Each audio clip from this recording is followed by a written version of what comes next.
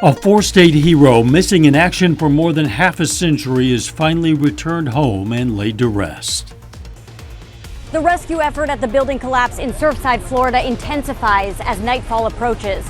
I'm Laura Podesta with details on what emergency responders are listening for in their search for survivors. The four states' most watched news starts now. Some storms are possible tonight for parts of the four states. This is KOAM News at 5. We go now to Chief Meteorologist Doug Heddy. Yeah, down. Most of the showers and thunderstorms over the past couple days have been mainly north of us, and that's where they are again this afternoon. You can see just clipping our northern counties. Everybody else, we're just kind of hot, we're humid, we're dry. But we are under a severe thunderstorm watch from Pittsburgh, Lamar northward, mainly due to this cluster. But I really don't expect to have any issues from this cluster of showers and thunderstorms over the next several hours. It's these guys that are back building out through central and southwestern Kansas. Those are going to start to head toward us, I would say mainly after 10 p.m. Our northern counties will get into the action a little bit earlier than that, but after 10 p.m., 11, midnight, we're going to get a pretty good band of showers and thunderstorms, which are going to push into the area. Now, some of these could be strong, possibly severe, so we have a lot to talk about, and we'll break that down here in just a bit. See you then. An American hero from Jasper County, Missouri, missing in action for 70 years, is laid to rest. Army Sergeant Lloyd ALUMBAUGH was reported missing in action in 1950 during the Korean War. He was still considered missing in action until the summit between then President Trump and Kim Jong-un that led to 55 boxes being sent to the U.S. from North Korea. One of them contained the remains of ALUMBAUGH. Today, his remains were laid to rest between the graves of his mother and father in the tiny Jasper County community of Reeds. It's been a long time coming. I guess I have to wonder sometimes on why it took so long. We've had 12, 14 presidents since Truman, and it took Trump to get him back. But all that matters now is it's finally dead. We're going to hear more from the soldier's nephew tonight at 6. The sentencing of Derek Chauvin tops nationwide. Judge Peter Cahill today sentenced the former Minneapolis police officer to 22.5 years in prison for the murder last year of George Floyd. That exceeds the state's minimum guidelines, but falls short of prosecutors' request for a 30-year sentence. Judge Cahill said his ruling was not based on emotion or sympathy, but he acknowledged the widespread pain that Floyd's death has caused for the community. Cahill said he would issue a 22-page memorandum explaining his rationale for the sentence. Vice President Kamala Harris today visited the U.S.-Mexico border for the first time since taking office. President Biden has tabbed Vice President Harris to lead the administration's response to migrant border crossings on March 24th. She spent the day on the border with Homeland Security Secretary Alejandro Mayorkas, meeting with Border Patrol officials and migrant children. Republicans have criticized her for not going sooner. She defended the delay, saying she has been to the border many times before. About 160 people are unaccounted for following the partial collapse of a beachside condo in Florida. Rescue crews pulled 3 more bodies from the wreckage overnight, bringing the known death toll to 4. But as reporter Laura Podesta explains, they continue to look for survivors. Rescue crews became a bucket brigade atop the pile of rubble where 55 condo units collapsed. The search for survivors is also happening below in the underground parking lot. Teams are tunneling to the wreckage after dogs and microphones picked up banging noises. So we concentrate in those areas. It could be just steel twisting, it could be debris raining down, but not specifically sounds of tapping or sounds of a human voice. Residents' belongings still cling to the sides of the exposed 12-story building. It's a risk to rescue workers below who are also dealing with small fires and rain.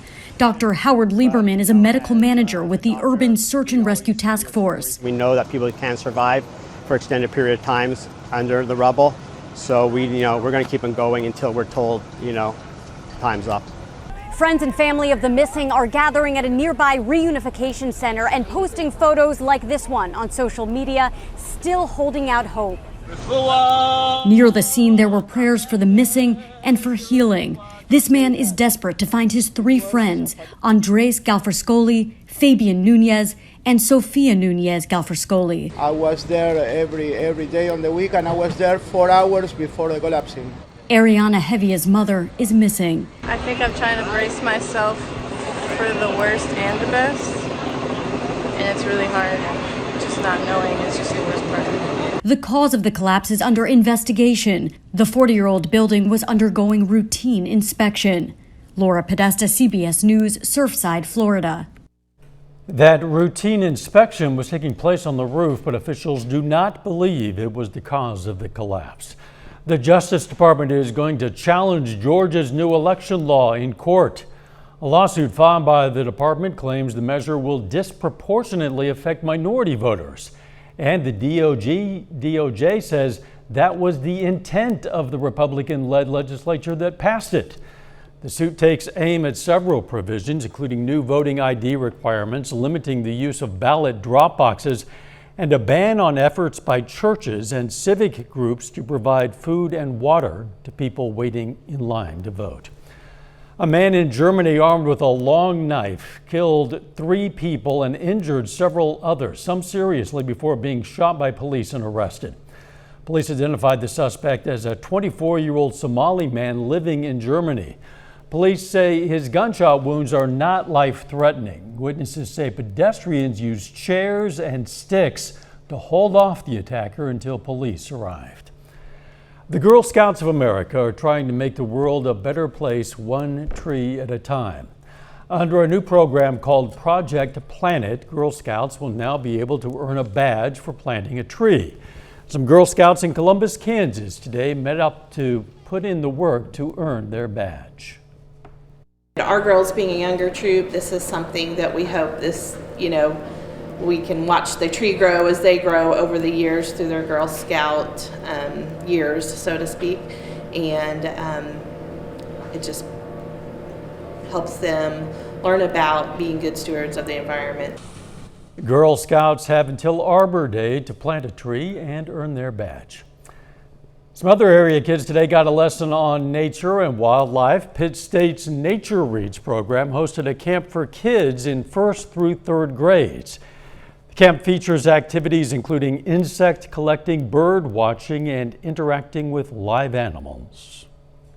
The idea of this camp is to get kids outside, get them away from electronics. We want them to experience nature even at just the most basic level. I mean, giving them a magnifying glass and telling them to look at a dead log, they'll be busy for 30 minutes, but they discover all kinds of great things. The camp ran all week and was capped off today with an open house for the kids and their parents.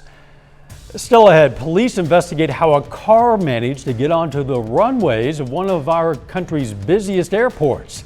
And next in Health Watch, a look at the push to increase vaccination rates among homebound people. Topping Health Watch, new research shows most people who lose their sense of smell with COVID-19 gain it back. French researchers looked at about 50 COVID patients who lost their smell and found about half recovered at 4 months and nearly all recovered by 1 year. Black and Latino children are more affected by the multisystem inflammatory syndrome known as MIS-C than white children. That's according to a new study from Children's National Hospital. Nearly 4,000 children in the U.S. have been diagnosed with MIS-C, which has been linked to COVID-19 and can be life-threatening. The push is on to get more people vaccinated for COVID-19, but the millions of people who are unable to get the shot because they are too medically fragile to leave their homes or don't have transportation will have another option. Now some healthcare systems are bringing the vaccine right to those patients. Reporter Elise Preston has more. Douglas Garland is getting the COVID-19 vaccine. I have a number of health issues, and I feel a little bit in danger if I don't get the vaccine. The 79-year-old is being vaccinated right in his own home. Home care nurses from the Cleveland Clinic are bringing the vaccine directly to patients who are mostly homebound. A lot of them are actually bedridden and or need a wheelchair or a special transportation to get out of the home. So us coming to them is a huge relief. So far, this group has vaccinated around 1,500 patients for COVID-19 at home. Dr. William Zaffro is the medical director of the Cleveland Clinic Center for Connected Care. He says getting this vulnerable population the shot is critical. One is they're at the highest risk of hospitalization or dying if they do contract COVID. But I think the second reason, and this has become more important as the pandemic has gone on, is that a lot of our patients have limited the number of people they have in their house. And that leads to social isolation. I have been worried that I might get it. And a little bit, as I say, afraid because of what it might do to other issues. Douglas says he is grateful to be protected now. I'll be glad to be back with the people I know. And he's looking forward to trying to get out more now that he's been vaccinated. Elise Preston, CBS News, New York. It's estimated about 4 million Americans have trouble or cannot access primary care because they are frail, have limited function, and are homebound. Early to bed and early to rise may cut down the depression risk, according to a new study. That study, published in the Journal of the American Medical Association Psychiatry, says people who are early birds and help develop that in their sleep patterns may have less depression risk than those who are late night people. The study looked at 800,000 people and analyzed regulated sleep rhythms. Genetic variations were also included. The researchers say those who stay to an early rise, early bed cycle had a 23% lower risk of major depression. And that is a look at today's health news. Coming up, the Commerce Department releases the latest consumer spending report for May. Showers and thunderstorms also are going to be rolling in for us during the overnight hours tonight. Some of these could be strong to severe. We're going to look at that coming up. At Roper Honda. Well, it's turned out to be another very hot, humid day across the region, and we have had some showers and thunderstorms, mainly in our northern counties. Most of us have just been hot, humid, and dry throughout the day, but once you get really from Yates Center, Chanute, Iola, Fort Scott, Nevada points north, that's where we are seeing some pretty big time showers and thunderstorms, but you can see most of the viewing area, we look pretty good. We do have a severe thunderstorm watch. This is in effect until 9 p.m. This is mainly Parsons, Pittsburgh, Lamar, points northward. It does not include the metro area or all the way down in the northwestern parts of Arkansas, but most of these storms are going to stay north of us throughout the evening hours. You can see really from just north of Nevada, just north of Fort Scott, here's Iola, here's Yates Center, and these will continue to kind of ride north and east, so they're really not going to affect us. It's what's happening out to the west that we're going to have to keep our eyes on. You can see how they continue to develop out toward Wichita and then all the way down into southwestern parts of Kansas and then into Oklahoma. So what this is going to do is become a big complex and then just start to plow east as we go through the overnight hours tonight. But if you are getting outside, you're doing anything at least over the next couple hours, it looks fine. And then we're going to start to get showers and thunderstorms. So here's 10 p.m. Thunderstorm chances increasing across the region, especially in our northern and western counties. Once we get past midnight, I think that's when our biggest batch is going to roll through. So here's actually 2, 3 o'clock in the morning, and then they work through during the morning hours. Some of these could be strong, possibly severe, and it doesn't look anything like tornadic-wise. It's mainly heavy rain, gusty winds, and some large hail within some of these storms. Then as we go through the morning hours, we'll still get some scattered showers and thunderstorms. It's hot, it's humid. You can see where the storms are, northern counties. Everybody else mainly sitting into the 90s, plus our humidity is high. Our dew points are in that 70 to 75 degree range, so we're in that muggy to soupy range, and we're going to sit there as we go through the evening hours. Currently outside, 7th and Rangeline, 93.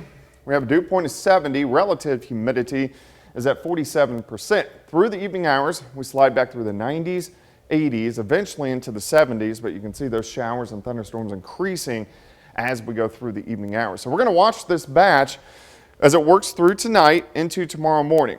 So when you wake up, we're still going to have some scattered showers and thunderstorms around. I think these will push east. We heat up again, not as high as today, but we heat up again. And then during the afternoon, we'll start to get some spotty thunderstorms once again. Starting at 72, 83 by noon, a little bit cooler, high temp of 87. And it's mainly just because of the morning showers. We'll keep our temps down just a little bit. Tomorrow night, we do it again. More scattered showers and thunderstorms start to get going into Sunday morning. Some of those could be strong. And then we do it again on Sunday. More showers, more thunderstorms. Very wet period as we go through about the next week or so. And we could even pick up some heavy amounts of rain. A lot of areas can pick up 2-3 inches just over the next 2 days. 87 tomorrow, 85 Sunday. We hold kind of in the low to mid 80s, so temperature's not that bad over the next week, but we have rain chances each and every day. But I do have some good news. Let's look down the road. 4th of July is next Sunday. Looks dry, kind of hot, like it should be. Temps near 90. Yeah, it'll be dry, but the ground will still be wet enough that it will minimize the fire risk. And that's good. That's absolutely good for the 4th. Thanks, Doug. Coming up, investigating a security breach at LAX. First, though, we honor a local veteran. Farrell Flenner served in the U.S. Army from 1943 to 45. The Joplin native was stationed in Italy and received a Purple Heart. We salute Farrell Flenner, a 4-state hero. Topping today's Consumer Watch, consumers loosened their wallets slightly in May as Americans began venturing outside again. According to the Commerce Department, personal spending rose less than 0.1% last month. That was weaker than expected, but it may have been because incomes took a hit. The government says household incomes fell 2% in May. One of America's busiest airports is back in business after a serious security breach and a wild police chase across 2 busy runways. Authorities want to know how that car got through a fence on the perimeter of Los Angeles International Airport last night. Reporter Jonathan Vigalotti is at LAX. This was the scene as the driver in a silver Mazda led police on a high-speed chase across one of the highest trafficked areas in the country, the tarmac at Los Angeles International Airport. Huge ripple effect here after a vehicle actually breached the airport facilities. After breaking through a fence near the airport's FedEx cargo facility, the driver sped past a line of parked jumbo jets. Witnesses then say the car drove across 2 busy runways on the airport's south side, did a U-turn back across them before coming to a halt outside a private terminal. The large chain-link gate near the FedEx loading area was found completely destroyed. Police gave chase most of the time until the hatchback stopped outside Atlantic Aviation, a charter jet terminal. This is a really crazy one. More than a dozen police cars surrounded the vehicle, and the driver surrendered. When the car came to a rest, the letters, inexplicably for now, SOS, were clearly visible on the hood. Police have not released the identity of the driver or what the motive may have been. Nobody was injured during this chase, but the question remains how a major breach like this could have happened in the first place. Jonathan Vigliotti, CBS News, Los Angeles. It's going to soon be easier to visit Hawaii if you have a COVID-19 shot. Beginning in 2 weeks, the state is dropping quarantine and testing requirements for domestic travelers who are fully vaccinated. Tourists will need to show their vaccine card and upload it to Hawaii's Safe Travels website. Final check of the forecast next.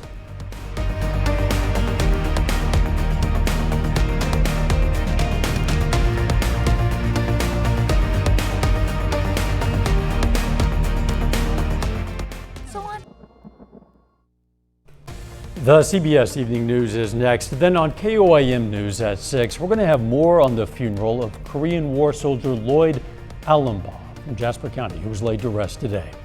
Plus, Mercy Hospital puts new restrictions on visitors because of the recent rise in COVID-19 cases in the area.